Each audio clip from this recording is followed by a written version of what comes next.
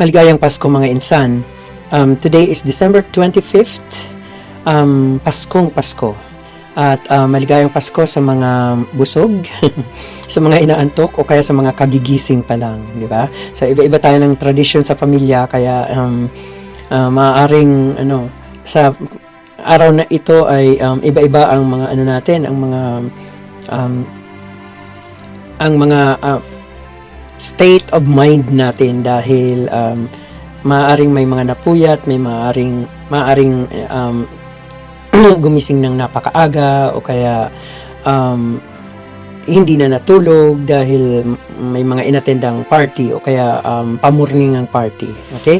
Sa episode natin ngayon, sa day 25 na ating Vlogmas, ang focus natin ay tungkol sa financial fitness. Okay, ngayong busog na tayo, pag-usapan naman natin ang mga ilulook forward natin sa bagong taon. Okay? So, financial fitness, taking control of your money in the new year. So, ang konting summary lang ng gagawin natin ngayon sa episode. Magbibigay tayo ng mga basic financial tips at challenge din natin ang isa't isa na magkaroon ng financial goals. Kasi importante yun, di ba? So, ang unang area ng ating discussion ngayon ay tungkol sa budgeting. May budget ka ba?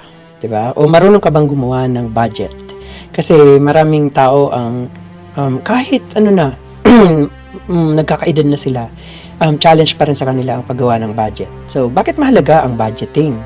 Una-una, mas nauunawaan natin ang inflow at saka ang outflow ng pera, di ba? Kumakayod ka, nagpapakahirap ka para kumayod, para kumita ng pera, sana pupunta ang pera mo. Kung wala kang masyadong plano, maaaring napunta lang yan sa isang area ng buhay. Kunyari, napunta lang yan sa pagkain, di ba? Pagkain, naubos lahat ng pera sa pagkain, o kaya naubos lahat ng pera sa shopping dahil impulsive buyer ka. Kahit hindi mo naman kailangan, binibili mo. Okay, so mas naunawaan natin yung inflow at saka ang outflow ng ang papasok at papalabas na proseso ng pera natin. Pangalawang kahalagahan ng budgeting ay nakakatulong din ito sa pag-control ng mga gastusin natin. So parang parang brake pad ng sasakyan na pag konti na lang ang pera, medyo hihinay-hinay ka rin lang sa paggastos. Pangatlo, nakakapagbigay siya ng clear picture ng financial situation natin. Medyo nakakaluwag ba ako sa buhay? O gipit na gipit ba ako? O kayod marino ba ako? O isang kahig, isang tuka ba ako? Di ba tayong mga Pilipino, marami tayong mga phrases, marami tayong mga katawagan sa kung ano ang financial situation natin. Iba-iba yan eh. So yun, mga practical tips sa paggawa ng budget. Narinig niyo na ba yung 50-30-20 na strategy? May mga advocates ng 50-30-20 rule. Sabi nila, sa paggawa ng budget, i-allocate natin yung 50% ng budget natin sa ating needs, sa pangangailangan natin. Yung pang-araw-araw na pangangailangan o kaya hindi naman kailangan ngayon pero magiging kailangan yan pagdating ng araw. Halimbawa, nagrerenta tayo ng condo, at the end of the month magbabayad sa condo, di ba? O sa renta. Or nag-amortize ka ng sasakyan. O kaya meron kang mga credit cards na mini-maintain. So, hindi pa yan babayaran ngayong araw, pero alam mong kailangan bayaran yan. So, maaring bahagi yan nung needs natin. So, sabi ng mga advocate nitong 50-30-20 rule, yung 50% ng ating budget ilagay natin sa mga pangangailangan, i-allocate natin sa mga needs. Yung 30% naman, i-allocate natin sa wants. Ano yung mga gusto ko, di ba? Gusto ko makarating ng Europe. Gusto ko ng mga signature clothes. Gusto kong mag-upgrade ng bagong phone. O yan, bahagi yun ng wants natin. So, 30% ng ating budget is allocated on that para mayroon talaga tayong gagamitin. At yung natitirang 20, so tandaan, 50-30-20 yan, yung natitirang 20 ay para sa savings natin. So, ugaliin natin na magkaroon ng savings para pagdating ng panahon na kailangan ay meron tayong madudukot, di ba? Sabi nga niyan, kapag may isinoksok, may madudukot.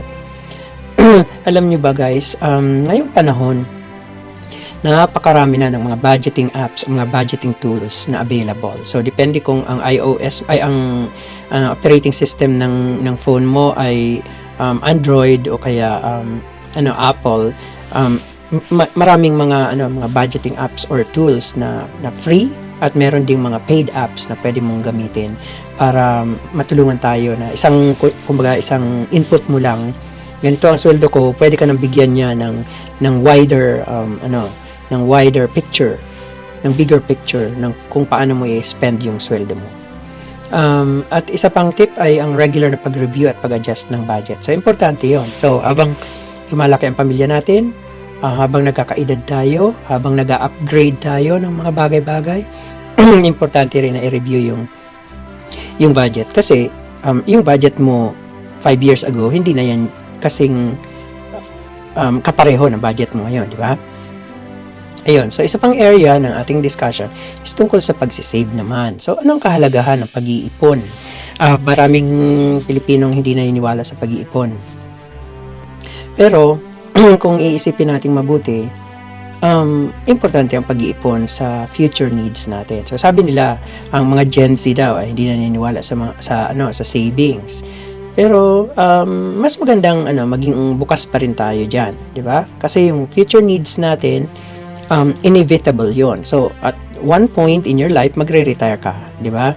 Mangangarap kang magkaroon ng bahay, mangangarap kang magkaroon ng further education, o kaya mag-asawa ka, magkakaanak, yung mga anak mo mag-aaral sila.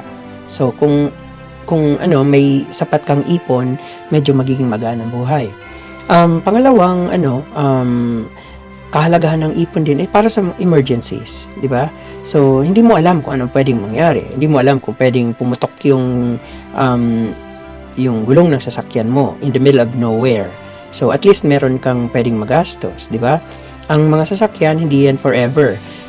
Kapag dumating na siya sa 5th year, 6th year, o kaya mas matagal pa, nagbibigay na siya ng mga maintenance issues. So kailangan na natin ng mga emergency funds para dun sa sasakyan na yon, unless nakaugalian mo na mag-upgrade ng sasakyan once in a while. Pero hindi lahat ng kababayan natin may ganyang kakayahan, di ba? So we would rather have savings than upgrade into a newer vehicle. Pangatlo, para na rin sa financial freedom natin. Financially free ka kung medyo meron kang madudukot, di ba? Mga kaibigan mo nag-i-invite sila na tara mag-group vacation tayo sa Baguio. Tara mag-group vacation tayo sa Siargao, o kaya sa Europe, o kaya sa Korea o Japan. Kung ikaw lang sa magkakaibigan yung talagang hindi naniniwala sa pag-iipon, medyo, di ba, at a disadvantage ka. So importante ang financial freedom din. Ang mga tips para makapag-ipon: una, magbukas tayo ng separate savings account. So wag tayong mag-ipon gamit ang alkansya.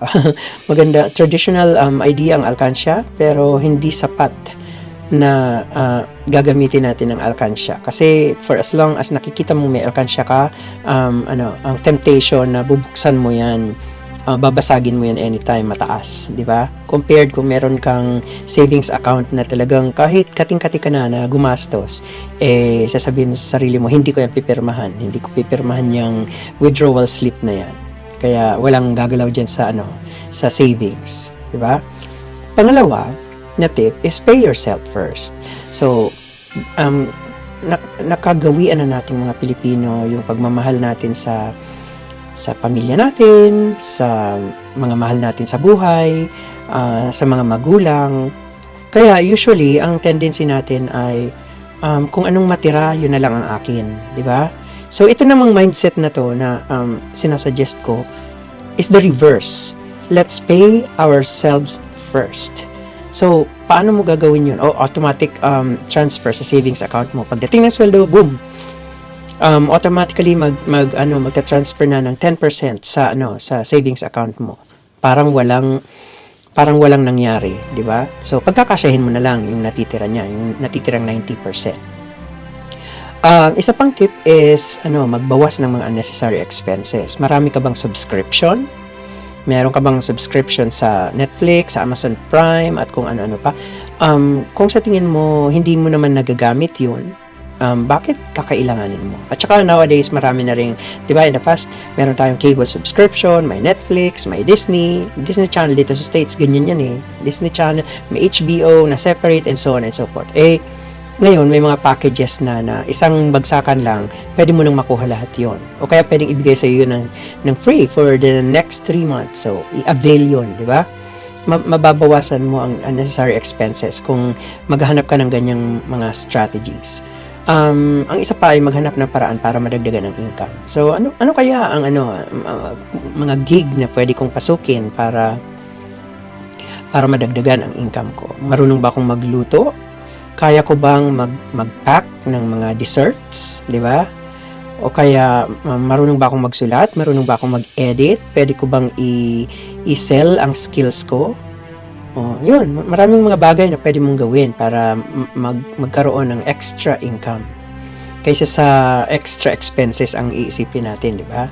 So, ang isa pang area ng discussion natin is tungkol sa investing din naman. So, ang investing, maraming mga Pilipino ang nag-presume na ang investing is really just about buying insurance. Ang mga insurance products is one form of investment, pero marami pang iba na mga investment instruments. So, bakit kailangan mag-invest? O para lumago yung pera mo, di ba? Makaiwas ka sa inflation. Ano ang mga basic investment options para sa mga beginners na kagaya ng marami sa atin? May tinatawag na mutual funds. Ayun, so member ka with a certain company na nagme-maintain ng mutual funds, and mag-share ka ng investment mo sa kanila. Kung tumubo sila, tutubo ka rin, di ba? Another one is stocks. Ayun, so ang stock market ngayon naging very accessible na sa nakararaming tao all over the world. Dati kailangan mo pumunta muna sa stock exchange, maghanap ng broker. Ngayon hindi na eh. May mga na ngayon, may tinatawag na fractional stock apps na pwede mong gamitin para mag-invest ka sa stocks. At hindi mo kailangan bilhin yung napakalalaking stocks para masabi na na stock investor ka. Kung minsan konting pera lang ang meron ka lang mga 3,000 pesos, $50 sa States, pwede ka nang mag-invest sa stocks. Bonds, real estate, at kung ano pa. Pwede mong gawin 'yon para makapag-invest ka ng pera mo at lumago yung pera mo. Ayun, ang pinaka-importante lang guys, kailangan natin i-research ang mga gusto nating i-invest, at kung kinakailangan mag-consult tayo. Kung hindi sa financial advisor, mag-consult tayo mag-join tayo sa mga forum, kunyari. Kasi importante na magkaroon tayo ng due diligence, kasi maraming ngayon na mga tao ang nagti-take advantage din sa kahinaan ng iba, di ba? Maraming mga scammers na andyan lang sa tabi-tabi, at kapag nag-open ka ng interest mo sa investment ay iti-take advantage ka nila. So, setting financial goals, ito pa yung isa. Importante na magkaroon tayo ng goal, ng financial goal. So, at yung financial goal natin dapat is SMART. It has to be specific, it has to be measurable, it has to be achievable. Alam mong mangyayari yan, hindi yan suntok sa buwan, sabi nga niya, di ba? Relevant. Bakit ako mag-i-invest? Bakit ako mag-iipon? Kasi gusto ko mag-travel, di ba? O gusto ko nang mag-asawa, gusto ko nang magkapamilya. Yan yung mga bagay na nagiging dahilan kung bakit kailangan natin gumawa ng financial goals natin. Finally, time-bound din ang goal, ang financial goal. May hangganan lang siya. Tapos kapag na-achieve mo na, it's about time na ulitin mo, i-rinse and repeat, sabi nga niya. Di ba? Ang mga halimbawa ng financial goals, una, makapag-ipon ng down payment para sa bahay. Gusto kong magkabahay this year. It's about time na pag-ipunan na natin kahit man lang down payment, di ba? Gusto kong mabayaran ang lahat ng utang ko. Ayun. So, importanteng gumawa ka ng financial goal. Magkaroon ng emergency fund na katumbas ng 3 to 6 month worth of expenses. Kasi hindi natin alam kung anong mangyayari, paano kung magkasakit ka, di ba? Paano kung magkaroon ng mga natural calamities at maapektuhan ang buhay mo, ang buhay ng pamilya mo, di ba? Magkasakit ang mga magulang mo, and so on and so forth. So yun. So sa mga tao na medyo lumalaki ang kanilang savings, kailangan na nilang kumonsulta sa financial advisor. It takes some form of monetary value para mag-hire ng financial advisor. Kaya importanteng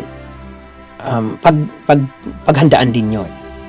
Okay, so sana nagkaroon kayo ng konting insights dito sa ating episode ngayon about financial fitness. Ang bagong taon tungkol sa mga resolution uli natin, at sana maging achievable yung ating mga resolution for this coming year.